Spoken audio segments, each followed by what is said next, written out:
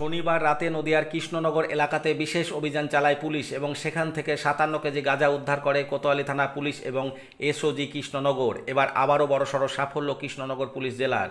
ফিল্মি কায়দায় গাঁজা পাচারের আগেই পুলিশের জালে গ্রেপ্তার ৫। পুলিশ সূত্রে জানা গিয়েছে একটি ইকো গাড়ি এবং একটি ছোট পিকআপ ভ্যান একই সঙ্গে রাস্তা দিয়ে যাচ্ছিল। ছোট গাড়িতে ছিল ৩ জন এবং পিছনে পিকআপ ভ্যান যেটি ফাঁকা অবস্থায় ছিল তাতে ছিল ড্রাইভার এবং একজন খালাসি। গোপন সূত্রে খবর পেয়ে কৃষ্ণনগর এসওজি ও কোতোয়ালি থানার পুলিশ অভিযান চালায় এবং ওই গাড়ি দুটিকে আটক করে তল্লাশি শুরু করে। প্রথমে কোনো কিছু খুঁজে না পাওয়া গেলেও পরবর্তীতে পুলিশি জেরায় সমস্ত কিছু স্বীকার করে নেয় ওই দুই গাড়িতে থাকা ৫ জন যুবক। তারপর পিকআপ ভ্যানের তল্লাশি চালাতেই চক্ষু চড়ক গাছ হয়ে ওঠে পুলিশ আধিকারিকদের। যখন পিকআপ ভ্যানের পিছনের ডালা তোলে দেখা যায় ভেতরে সারি সারি সাজানো রয়েছে গাঁজার প্যাকেট। এরপর পুলিশ সেই সমস্ত গাঁজা উদ্ধার করে জানতে পারে ৫৭ কেজি গাঁজা পাচার করছিল ওই যুবকরা।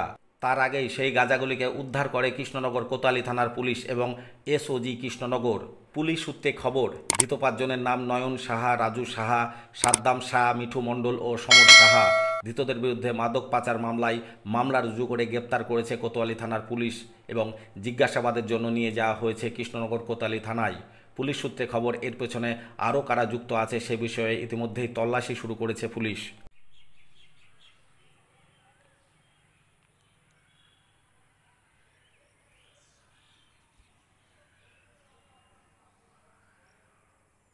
যদি এখনও আমাদের খবরের দর্পণ চ্যানেলটি সাবস্ক্রাইব না করে থাকেন তাহলে এখনই সাবস্ক্রাইব করুন, সঙ্গে বেল বাটনটি ক্লিক করুন আর পেয়ে যান সব খবরের দ্রুত ভিডিও আপডেট।